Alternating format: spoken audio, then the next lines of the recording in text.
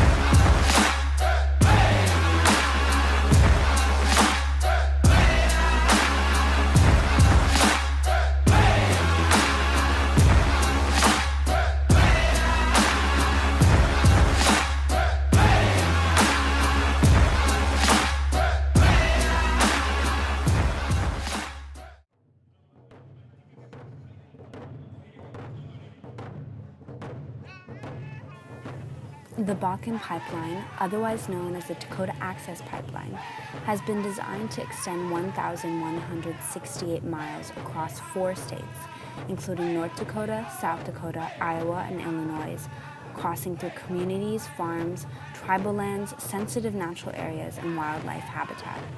The original route was supposed to pass through the capital of North Dakota through the Missouri River, but due to opposition from the white communities in Bismarck over a concern that an oil leak would threaten the capital's drinking water, the pipeline was rerouted to a half a mile from the Standing Rock Sioux tribe of North and South Dakota.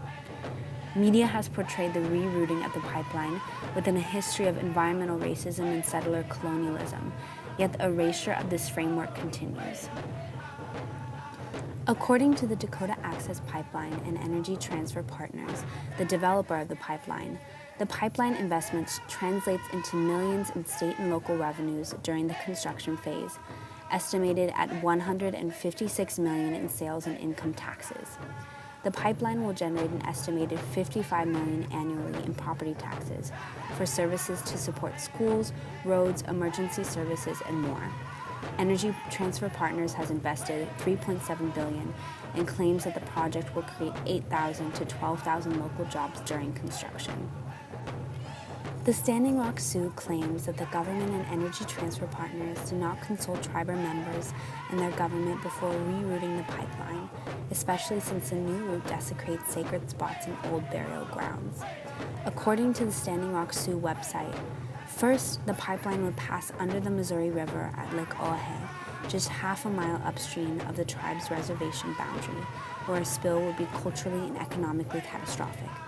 Second, the pipeline would pass through areas of great cultural significance, such as sacred sites and burials that the federal law seeks to protect. The Missouri River is the main source of drinking and irrigation water for 8,200 residents of the Standing Rock Reservation. The pipeline would pump an estimated 17,000 gallons of oil per minute underneath this water source, which would be devastated by a spill or leak.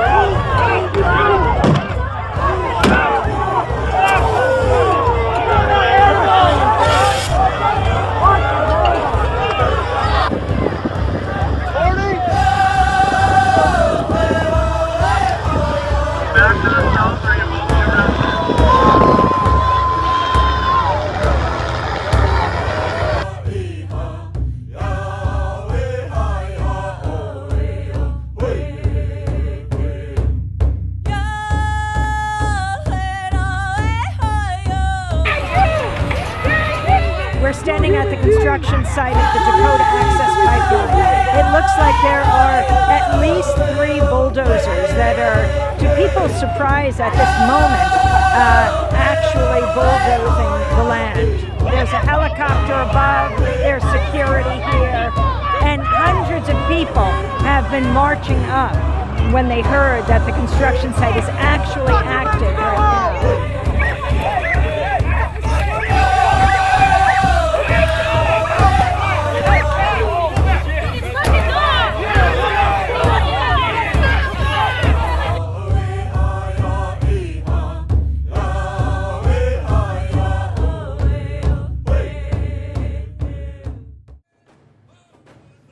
Framing and language play a key role in forming the narrative around the Dakota Access Pipeline.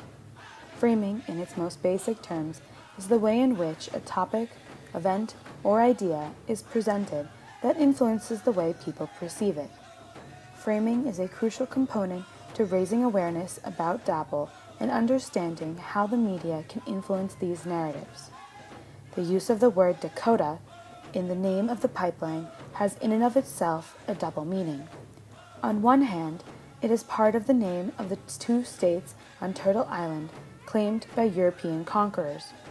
On the other hand, Dakota stands for friend or ally in the Sioux language. The media portrayal of DAPL, though it may be scarce, is inconsistent between news sources. Websites such as Democracy Now!, The Red Nation, and Indian Country describe the events surrounding the pipeline very differently than local and national news sources such as CBS Minnesota, Fox, and CNN. Each news source's use of language portrays a different kind of message about the activism at Standing Rock and represents the varying opinions and agendas of the two opposing sides. Have you heard of the difference, or do you know of the difference between a protector and a protester? I think protester implies that they're trying to prevent something that has been initiated, whereas protector has more the connotation of trying to preserve something that has been standing. So I think the connotation really just more defines from which point of view you see it, whether they're preventing an action from happening or protecting sort of a landmark. Are those at Standing Rock protesters or protectors? News sources have framed the people as both. Understanding how media framing alters the dialogue surrounding DAPL is vital to understanding each opposing side. The word protester implies that the camps at Standing Rock are dissenters, rebels, and anarchists who are powerless to change or prevent the outcomes of the pipeline. Many media outlets use protesters to describe the Sioux and their allies, but it is not how they describe themselves. They see themselves as protectors of the land, the water, their future generations, and those who cannot speak for themselves.